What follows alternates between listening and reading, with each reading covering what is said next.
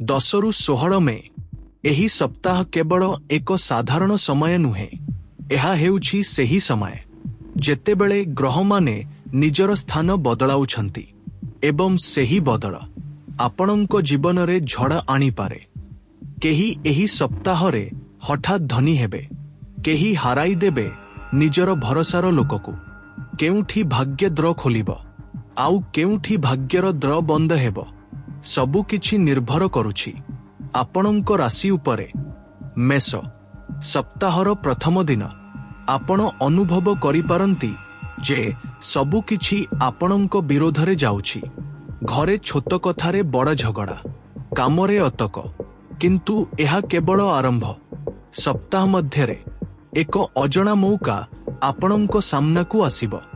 ଯଦି ଆପଣ ସାହସ କରିବେ ତାହେଲେ ଏହା ଆପଣଙ୍କ ଜୀବନ ବଦଳେଇ ପାରେ, କିନ୍ତୁ ଗୋଟେ ଭୁଲ ନିଷ୍ପତ୍ତି ସବୁକିଛି ନଷ୍ଟ କରିପାରେ।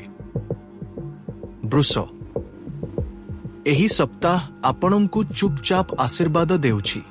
ପ୍ରଥମେ ଆପଣ ବୁଝିପାରିବେ ନାହିଁ, କିନ୍ତୁ 12 ରୁ 14 ମଇ ମଧ୍ୟରେ ହଠାତ୍ ପଇସା, ପୁରୁଣା ଋଣ ଫେରିବ।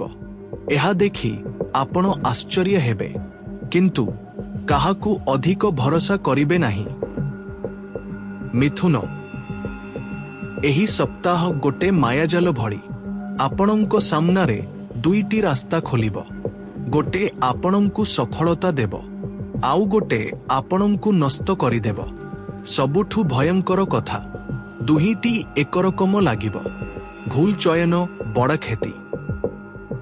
କର୍କଟ, ଏକ ଦୀର୍ଘ ସମୟ ଧରି ଆପଣ ଅପେକ୍ଷା କରୁଥିଲେ, ଏବେ ସେହି ସମୟ ଆସିଗଲା।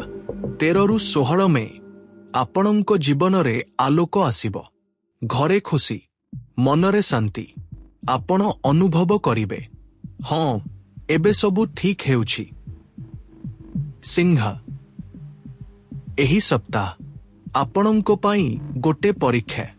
ଆପଣ ଯାହାକୁ ନିଜର ଭାବୁଛନ୍ତି ସେହି ଲୋକ ଆପଣଙ୍କୁ ଧୋକା ଦେଇପାରେ। କାମରେ ସମସ୍ୟା, ରିଲେସନରେ ଦୂରତା। ଏହି ସମୟରେ ଶାନ୍ତ ରହିବା ଆପଣଙ୍କ ଶକ୍ତି। କନ୍ୟା, ଆରମ୍ଭରେ ସବୁ ଧୀରେ ଚାଲିବ।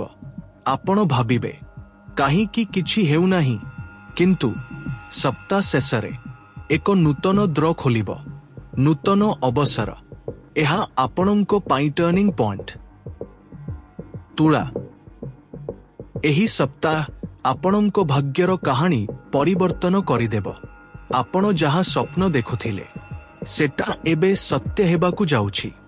ଲୋକମାନେ ଆପଣଙ୍କୁ ପସନ୍ଦ କରିବେ, ଆପଣ ଆକର୍ଷଣର କେନ୍ଦ୍ର ହେବେ।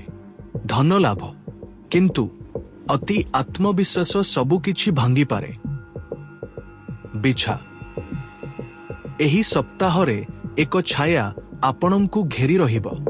ମନ ଅସ୍ଥିର, ଲୋକଙ୍କ ଉପରେ ସନ୍ଦେହ, ସବୁଠୁ ବଡ଼ ଭୟ।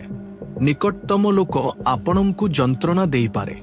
ଆପଣଙ୍କ ଅନୁଭୂତି ଇଣ୍ଟୁଇସନ୍ ହିଁ ଆପଣଙ୍କ ରକ୍ଷା କରିବ।